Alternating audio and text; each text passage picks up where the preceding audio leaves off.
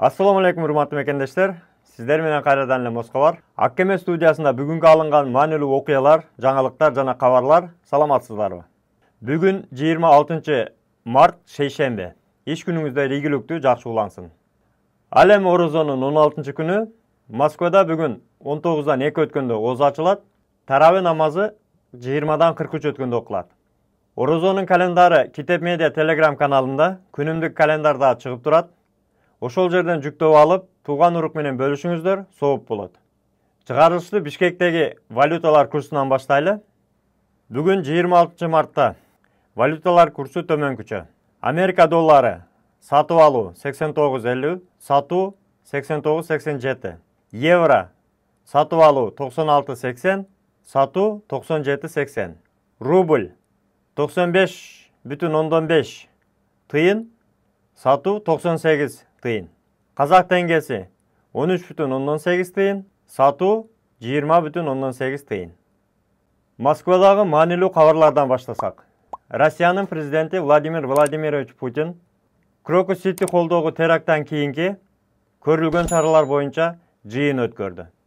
Крокус Сити холго кол салуу радикал исламчылар тарабынан жасалды. Бирок бизге теракт жасоо үчүн ким буйрук бергени кызык, деп билдирди Владимир Путин кол салуудан кийин көрүлгөн чаралар боюнча жыйында.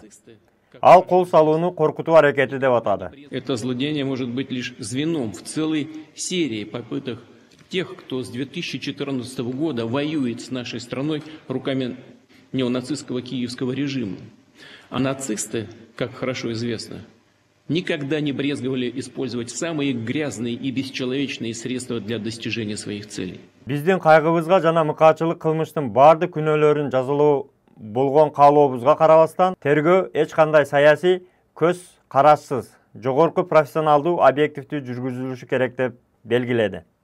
Путиндин айтымында орус бийлиги Америка ар кандай каналдар аркылуу Москвадагы терактта Киевдин изи жок экенине жана кандуу террордук чабуулду ислам динин тутугандар Орусияда тыюу салынган ИГИЛ уюмунун мүчөлөрү жасаганына ишендирүүгө аракет кылып жатканын көрүп жатат.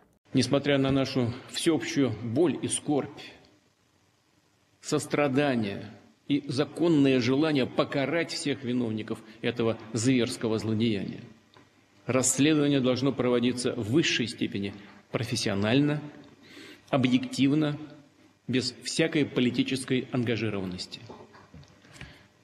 Мы знаем, что преступление совершено руками радикальных исламистов, с идеологией которых сам исламский мир борется веками.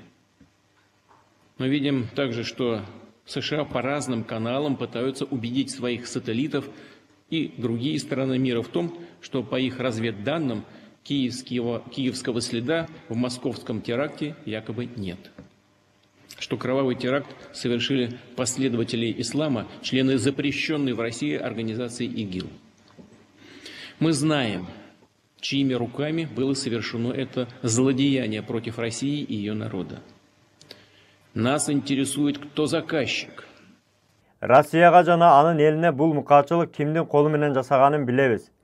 Буйрук берген ким экени бизди кызыктырат, деди орус президенти. Теракт 22 марттын кечинде пикник тобунун концерти башталарда болгон.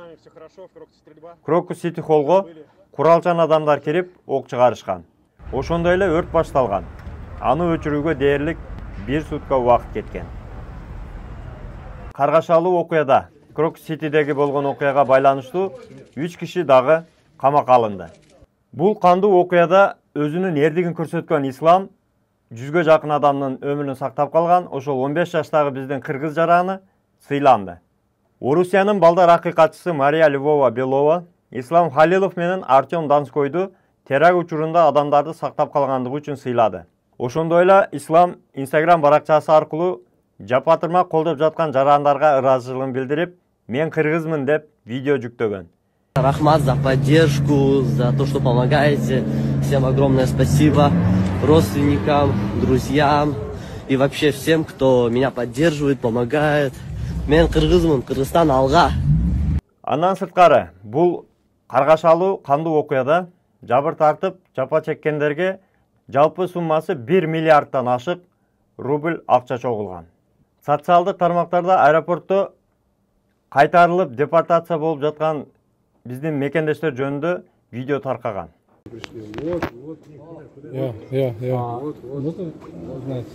Кысқасы мына кыргыздардын баары ушул жерде.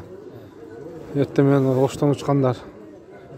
Калганын алып кетти, азыр депортка оформлет эткен. Мына ат кулактарым полный депорт. Украина, Беларусь полный кетти баары. Кысқасы шерекке келгендин баарын кайтарып атыр. Оналар азыр кайтат. Биз эртең менен ушинтип келгенбиз. Кайтып келдик. Сол туугандар, билет алгандар, жагыс келгендер жакын күнгө албайда туруңуздар. Бекерле депортты басып, пожизненный басат экен, басканда дагы. Кайтарат экен. Азыр ушул 1-2 жума 100% баарын кайтарабыз деп атат, Средний Азиядан келгендердин баарына. Ошон үчүн билетиңиздер алып болгон болсоңуздар, отмена кылдырып алыңыздар, алдек болсоңуздар, албайда туруңуздар, 1-2 ай эс алып туруңуздар. Кичине Россия тынып-тынчып кеткиче мына немен аркасынан болот, баягы жарылган нерсенин аркасынан. Мына кыздын колдогу кагаз полный депортация болгондар. Мына жигиттер азыр. Кыргызстандын Тышкы иштер министрлиги кыргыз жарандарыны Орусияга барбай туруусуну сунуштады. Өлкөнүн Тышкы иштер министрлиги Красногор шаарындагы Крокус Сити борборундагы куралдуу кол салуудан кийин антитеррордук иш-чараларга байланыштуу зарыл иши болбогон кыргызстандыктарды Орусияга барбай турууга чакырды. Бул тууралуу 25 мартта министрликтин басма сөз кызматынан билдиришти. Министрлик учурда Орусиянын бардык аймагында коопсуздук чараларды күчөтүлгөнүн эске салат. Суроолор жаралса өлкөнүн Москвадагы элчилиги менен 8925 115 50 47 же консулдук бөлүм менен +996 999 312 0012 номери аркылуу күнү түнү байланышса болорун кошумчалады. Мындан тышкары азыркы тапта Орусияда жүргөн мекендештерге эл көп чогулган жерлерге барбай туруу, жанына ар дайым өздүгүн тастыктаган жана Орусия аймагына кирүүгө алынган уруксат кагаздарын алып жүрүү, ошондой эле коомдук коопсуздукту камсыз кылган укук коргоо органдарынын кызматкерлеринин мыйзамдуу талаптарын аткаруу сунуштады. Ушул жерде айтылып кеткендей, урматтуу мекендештер, айрыкча бөтөн жерде Россияда жүргөн биздин мекендештер, сөзсүз түрдө өзүңүздөрдүн документтериңиздерди дайыма тактап жүрүңүздөр. Бүгүн көпчүлүк мекендештерибизге таанымал болгон, өзүнүн буй-буй чыгарамасы менен таанылган биздин Бактияр Токторов агабыз туулган күнү. Кыргыз Республикасынын эмгек сиңирген артисти, легендарлуу биз тобунун жетекчиси Бактияр Токторов 25 мартта төрөлгөн. Учурда 54 жашта. Биз дагы ушул учурдан пайдаланып Бактияр абаны туулган күнү менен куттуктайбыз. Узун өмүр, чын ден соолук. Сизге чыгармачылыкта албан ийгиликтерди каалайбыз. Үй бүлөңүздөргө тынччылык каалайбыз. Дайыма жакшылыкта жүрүңүз. Бактияр абабызды куттуктап, бирден лайк басып, жакшы сөздөрдү калтырып кеттиңиздер. Дайыма ушундай жакшылыктар гана көп болсун туугандар. Ар бир үйдө жакшылык болсун, үй бүлөңүздөргө тынччылык, жакшылык каалайбыз. Бөтөн жерде жүргөндө өзүңүздөргө сак документке так болуңуздар. Таза регистрация боюнча 8936 111 79 11 номерине кайрылыңыздар. Жигиттер жардам берет. Армаган орозоңуздар кабыл болсун. Бөтөн жерде үй ичиңиздер менен тынч болуңуздар. Тапканыңыздарга береке болсун. Баарыбыз мекенге эсен-аман кайталы. Аман болуңуздар туугандар. Москвадагы мекендештер кирди-чыкты боюнча границага кыйналган жердештерди бекер ташыган, жолдо полный жардам берген, чек арага до конца өзү барган Толкунбекке чалыңыз. Аккемеден десеңиз полный кошумча чыгымдар, разворот, черный список, өтүп кеткен, жоголгон документтер бекер болот. Машиналар комфорт, ыңгайлуу, жылуу жумшак барып келесиздер.